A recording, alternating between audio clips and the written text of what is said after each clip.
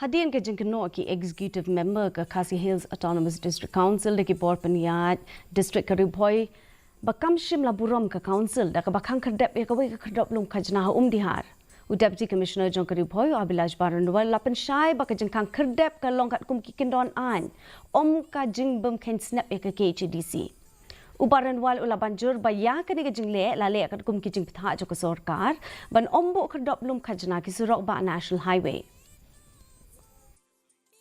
the work order that KHADC has given to that agent itself. You'll see point number 6, it is clearly mentioned that it cannot be set up on the highway. So even in their own work order, it is mentioned that it cannot be on the highway. And it is also an instruction which we have received from Government of Meghalaya way back in 2021, wherein it was decided in consultation and concurrence with KHADC that no such check gate or toll gate can come up on state PWD roads or national highway.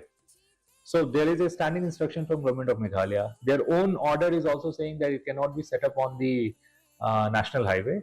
So that is why this gate was closed down. U FDC jong kalaban mau premo ba Ricky